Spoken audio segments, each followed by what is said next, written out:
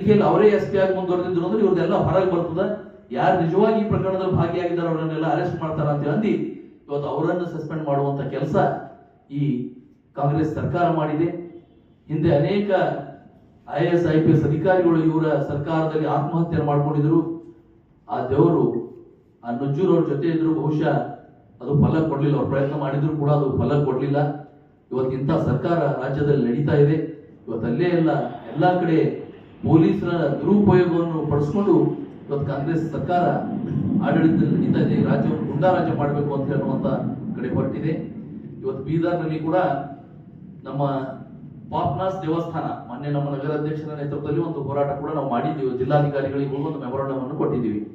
ಪಾಪ್ನಾಸ್ ದೇವಸ್ಥಾನದ ಅಭಿವೃದ್ಧಿಗೆ ಪ್ರಸಾದ ವ್ಯವಸ್ಥೆಯಲ್ಲಿ ನಮ್ಮ ಹಿಂದಿನ ಕೇಂದ್ರ ಸಚಿವರು ಸಂಸದರಾಗಿರುವಂತಹ ಸನ್ಮಾನ್ಯ ಶ್ರೀ ಭಗವಂತ ಖೂಬಾ ಅವರ ಒಂದು ಅವಿರತ ಪ್ರಯತ್ನದಿಂದಾಗಿ ಪ್ರಸಾದ ಯೋಜನೆಯಲ್ಲಿ 22 ಕೋಟಿ ರೂಪಾಯಿಗಳ ಒಂದು ಆ ಪಾಪ್ನಾಸ್ ದೇವಸ್ಥಾನದ ಅಭಿವೃದ್ಧಿಗೆ ಕೇಂದ್ರ ಸರ್ಕಾರದಿಂದ ಬಿಡುಗಡೆಯಾಗಿದೆ. ಆದ್ರೆ ಇವತ್ತ ಈ ರಾಜ್ಯ ಸರ್ಕಾರ ಕೆಲಸ ಮಾಡ್ಲಿಕ್ಕೆ ಕೊಡ್ತಾ ಇಲ್ಲ. ದುಡ್ಡು ಬಂದಿದೆ, ಟೆಂಡರ್ ಆಗಿದೆ, ಎಲ್ಲ ಆಗಿದೆ. ಆದ್ರೂ ಕೂಡ ಇವತ್ತಲ್ಲಿ ಕೆಲಸ ಪ್ರಾರಂಭ ಮಾಡಲಿಕ್ಕೆ ಈ ಜಿಲ್ಲೆಯ ಅಭಿವೃದ್ಧಿ ಆಗೋದು ಈ ಜಿಲ್ಲಾ ಉಸ್ತುವಾರಿ ಸಚಿವರಿಗೆ ಬೇಕಾಗ್ತಾ ಇಲ್ಲ. ಅವರಂತೂ ಮಾಡ್ತಾ ಇಲ್ಲ. ಆದ್ರೆ ಅದು ಇದ್ದಂತ ಹಿಂದೆ ಆಗಿದ್ದಂತ ಅಭಿವೃದ್ಧಿ ಕೆಲಸಗಳನ್ನು ಇವತ್ತು ಬಂದಂತ MP ಗಳು ಹೇಳ್ಬೇಕು, ಅವ್ರು ಬಂದ ನಂತರ ಏನೇನು ಅಭಿವೃದ್ಧಿ ಮಾಡಿದ್ದಾರೆ ಅಂತ ಹೇಳಿ. ಅವ್ರ ಲ್ಯಾಂಡ್ ಅನ್ನು ಬಿಟ್ಟಿದ್ರೆ ಬೇರೆ ಯಾವ ಯೋಜನೆಯನ್ನು ಜಿಲ್ಲೆ ತಂದಿದ್ದಾರೆ ಅಂತ ಹೇಳ್ಬೇಕು. ಆದ್ರ ಹಿಂದೆ ಬಂದಂತ ಕೆಲಸಗಳಿಗೂ ಕೂಡ ಇವರು ಅದನ್ನು ಮಾಡ್ಲಿಕ್ಕೆ ಬಿಡ್ತಾ ಇಲ್ಲ.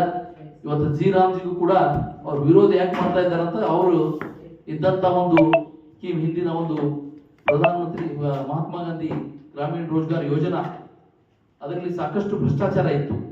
ನಮ್ಮ ಜಿಲ್ಲೆಯಲ್ಲಿ ಅನೇಕ PDOಗಳು ಸಸ್ಪೆಂಡ್ ಆಗಿ ಹೋಗಿದ್ದಾರೆ. ಎಲ್ಲಾ ಕಡೆ ಭ್ರಷ್ಟಾಚಾರ ನಡೀತಾ ಇತ್ತು ಅಂತ ಇದೆ. ಕಾಂಗ್ರೆಸ್ನವರು 65 ವರ್ಷದಲ್ಲಿ ಯಾವುದೇ ಯೋಜನೆ ತಂದ್ರು ಕೂಡ ಅವರ ಪ್ರಧಾನಮಂತ್ರಿಗಳು ಹಿಂದೆ ಒಪ್ಕೊಂಡಿದ್ರು. 15 ರೂಪಾಯಿ, 1 ರೂಪಾಯಿ ಮೇಲ್ಗಡೆಯಿಂದ 100 ರೂಪಾಯಿ ಕೊಟ್ಟಿದ್ರೆ ಫಲಾನುಭವಿಗಳಿಗೆ 15 ರೂಪಾಯಿ ಕೊಟ್ಟುತ್ತೆ ಅಂತ ರಾಜೀವ್ ಗಾಂಧಿ ಅವರು ಹೇಳಿದ್ರು. ಆ ಯೋಜನೆಗಳಲ್ಲಿ ಭ್ರಷ್ಟಾಚಾರ ಇದ್ರೆ ಅವರಿಗೆ ಸಂತೋಷ. ಇವತ್ತ ಹಿಂದೆ ಇರುವಂತ ಮನ್ರೇಗಾ ಯೋಜನೆಯಲ್ಲಿ ಭ್ರಷ್ಟಾಚಾರ ಇರೋದ್ರಿಂದ ಅದನ್ನು ಜಿ.ರಾಮ್ಜಿ ಅಂತ ಅದರಲ್ಲಿ ಕೆಲವೊಂದು ಬದಲಾವಣೆಗಳನ್ನು ಮಾಡಿದ್ರೆ ಅದು ಅವರಿಗೆ ಸಹಿಸ್ಲಿಕ್ಕೆ ಆಗ್ತಾ ಇಲ್ಲ ಕಾಂಗ್ರೆಸ್ನವರಿಗೆ. ಅದಕ್ಕಾಗಿ ಇವತ್ತು ಅವ್ರ ವಿರುದ್ಧ ಹೋರಾಟ ಮಾಡ್ತಾ ಅಂತ ಹೇಳಿದ್ರೆ ಅದ್ರ ಬಗ್ಗೆ ಸವಿಸ್ತಾರವಾಗಿ ನಮ್ಮ ಭಗವಂತ ಖೂಬಾ ಅವರು ಹೇಳಬೇಕು ಅಂತ